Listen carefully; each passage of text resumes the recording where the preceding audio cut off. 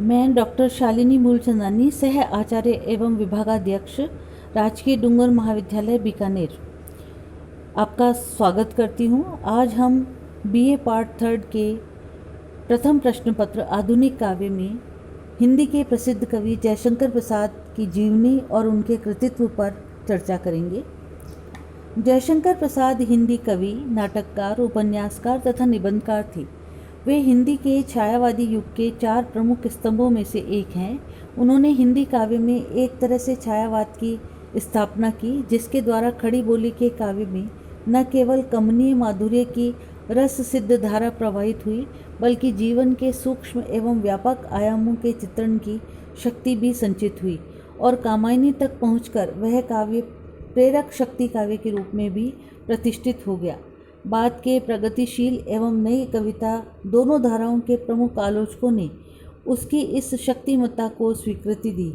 इसका एक अतिरिक्त प्रभाव यह भी हुआ कि खड़ी बोली हिंदी काव्य की निर्विवाद सिद्ध भाषा बन गई।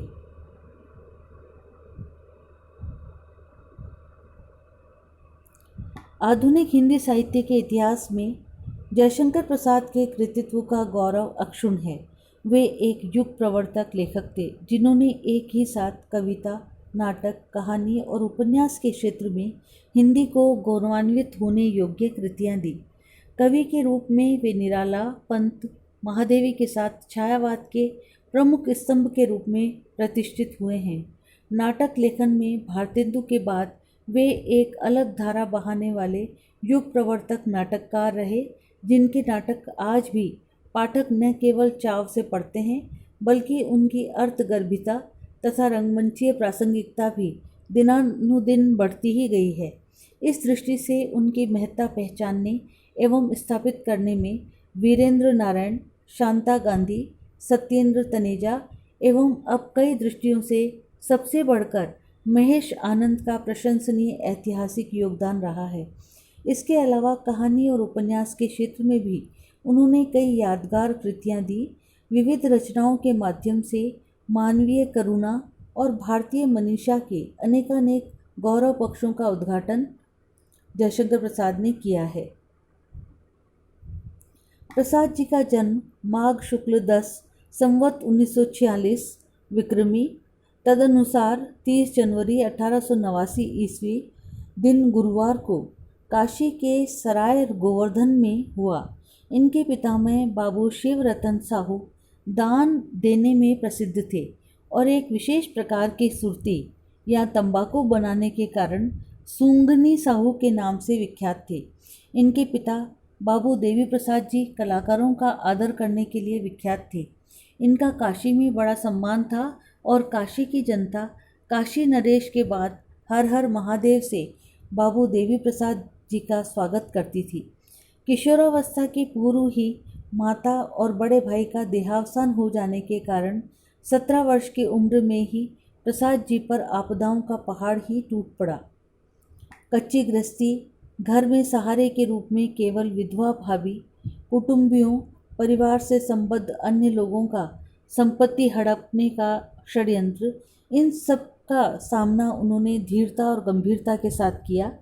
प्रसाद जी की प्रारंभिक शिक्षा काशी में क्वींस कॉलेज में हुई, किंतु बाद में घर पर इनकी शिक्षा का व्यापक प्रबंध किया गया, जहां संस्कृत, हिंदी, उर्दू तथा फारसी का अध्ययन इन्होंने किया। दीन बंधु ब्रह्मचारी जैसे विद्वान इनके संस्कृत के अध्यापक थे। इनके गुरुओं में रसमय सिद्ध की भी चर्चा की जाती है। घर के वातावरण के कारण साहित्य और कला के प्रति उनमें प्रारंभ से ही रुचि थी और कहा जाता है कि 9 वर्ष की उम्र में ही उन्होंने कलाधर के नाम से ब्रज भाषा में एक संवैया लिखकर रसमय सिद्ध को दिखाया था। उन्होंने वेद, इतिहास, पुराण तथा साहित्य शास्त्र का अत्यंत गंभीर अध्ययन किया था। वे बाग बगीचे तथा भोजन बनाने के शौकीन थे और शतरंज के खिलाड़ी भी थे। वे नियमित व्यायाम करने वाले, सात्विक खान पान एवं गंभीर प्रकृति के व्यक्ति थे। वे नागरी प्रचारणी सभा के उपाध्यक्ष भी थे। उन्होंने कविता, कहानी, नाटक, उपन्यास और आलोचनात्मक निबंध आदि विभिन्न विधाओं में रचनाएं की। जयशंकर प्रसाद जी का देहांत 15 नवंबर सन 1937 ईस्वी में हो गया। प्रसाद जी भारत के उन्नत अतीत का जीवित वातावरण प्रस्तुत करने में सिद्धहस्त थे।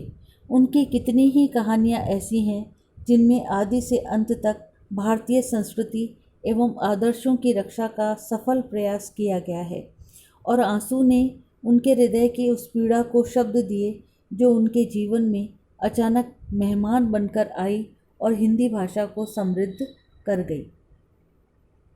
जयशंकर प्रसाद की काव्य रचनाएं हैं कानन कुसुम, महाराणा का महत्व, झरना, आंसू, लहर, कामायनी और प्रेम पथिक।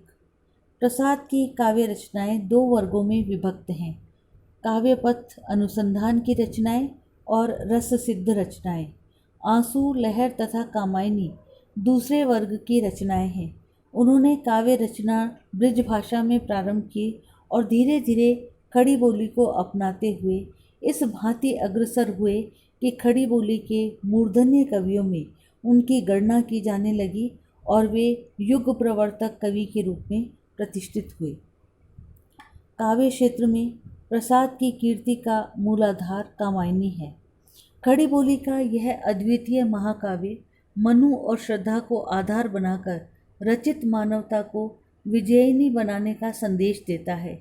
यह रूपक कथा काव्य भी है जिसमें मन, श्रद्धा और ईड़ा बुद्धि के योग से अखंड आनंद की उपलब्धि का रूपक प्रत्यभिज्ञा दर्शन के आधार पर संयोजित किया गया है।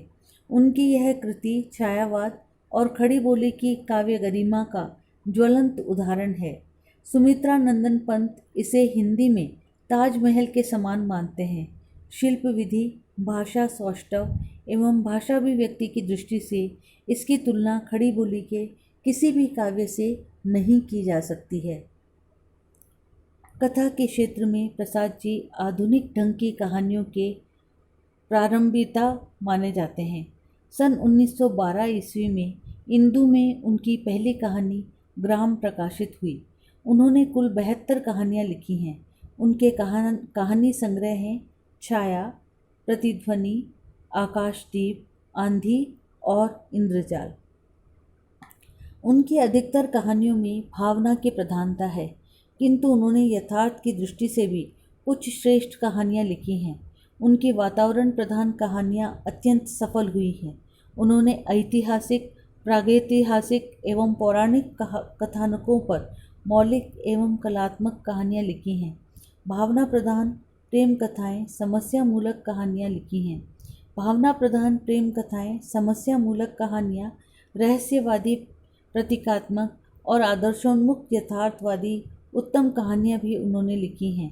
ये कहानियाँ भावनाओं की मिठास और कवित्व से पूर्ण हैं। प्रसाद जी भारत के उन्नत अतीत का जीवित वातावरण प्रस्तुत करने में सिद्धहस्त थे। उनकी कितनी ही कहानियाँ ऐसी हैं जिनमें आदि से अंत तक भारतीय संस्कृति एवं आदर्शों की रक्षा का सफल प्रयास किया गया है। उनकी कुछ श्रेष्ठ कहानियों के नाम हैं आकाशदीप, गुंडा, पुरस्कार, सालवती, स्वर्ग के खंडहर में, आंधी, इंद्रजाल, छोटा जादूगर, बिसाती, मधुआ, विराम चिन्ह, समुद्र संतरण। अपनी कहानियों में जिन अमर चरित्रों की उन्होंने सृष्टि की है उनमें से कुछ हैं चंपा, मधुलिका, लैला, इरावती, सालवती और मधुआ का शराबी, गुंडा का नन्हकू सिंह और घेसू जो अपने अमिट प्रभाव छोड़ जाते हैं।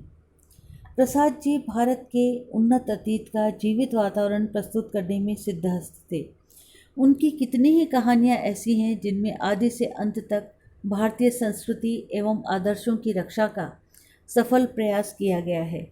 उनकी कुछ श्रेष्ठ कहानियों के नाम हैं आकाशदीप, गुंडा, पुरस्कार, सालवती,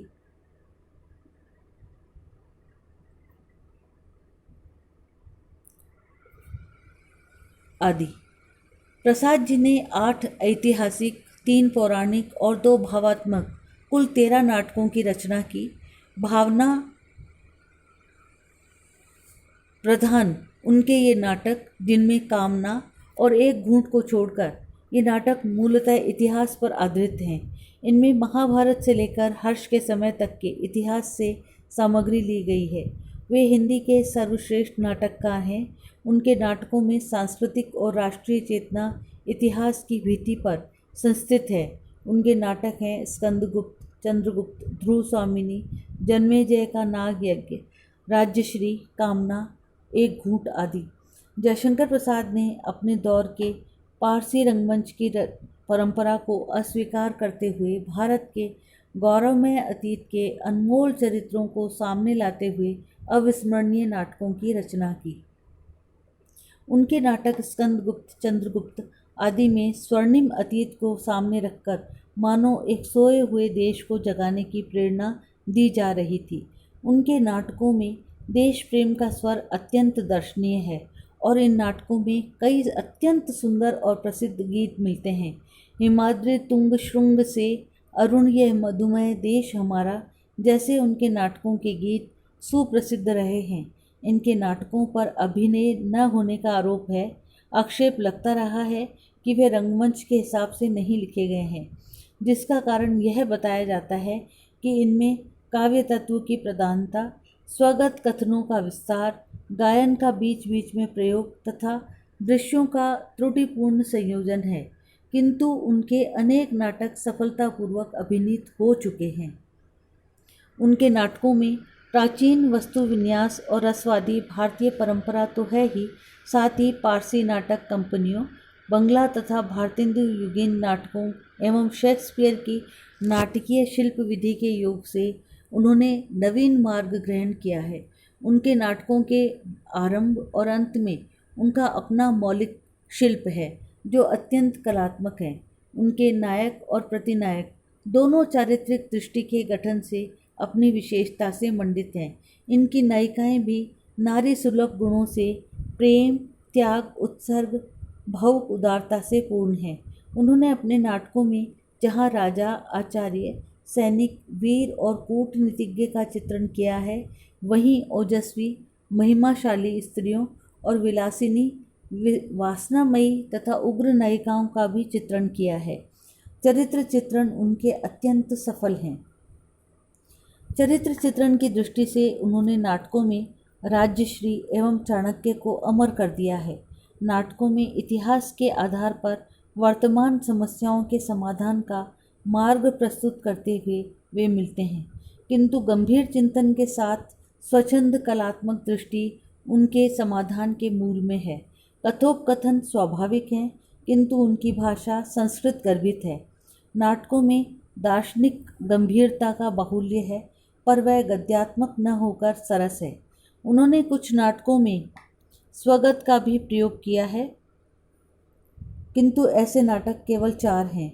भारतीय नाट्य परंपरा में विश्वास करने के कारण उन्होंने नाट्य रूपक कामना के रूप में प्रस्तुत किया। ये नाटक प्रभाव की एकता लाने में पूर्ण सफल है।